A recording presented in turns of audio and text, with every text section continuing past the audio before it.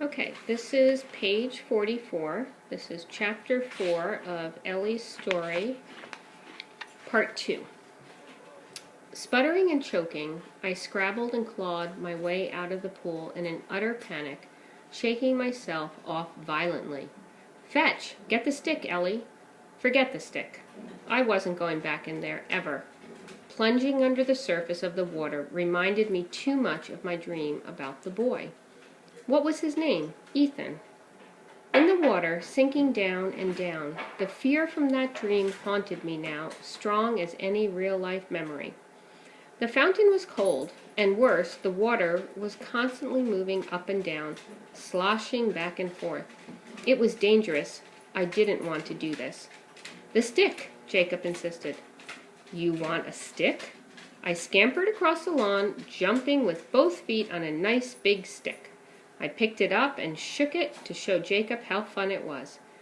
Ellie, come, he commanded sternly. Uh-oh. I went to him with my tail lowered, dropping the new stick at his feet. You don't like water, huh? Jacob had crouched down and was eyeing me. That could be a problem, you know. Come on, Ellie, get the stick. You can do it. Go swim. Swim? I couldn't do it if swim meant going in the water. Jacob picked up the new stick and threw it, too, in the water. Oh, no. Go on, Ellie. It's not that bad. Fetch. Why didn't he just throw the stick the other way? I ran a few feet to show him where I wanted him to throw it. Come on, Jacob, this way. Throw the stick on the ground. The ground is so much nicer than the pool. But he didn't. He threw another stick into the fountain, and another. I whined a little, letting him know this was not a good idea. Water was not safe. People should not go into it. Dogs should not either.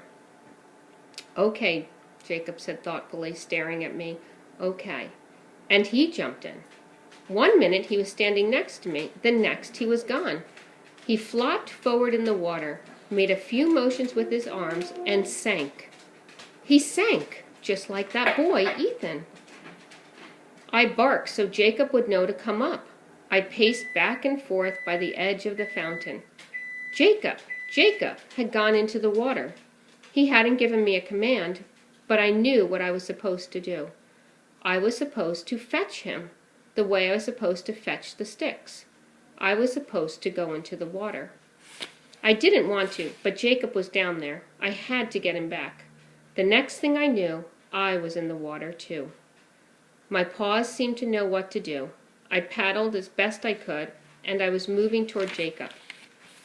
But the water was every bit as awful as the first time. My coat got so heavy it was hard to keep moving.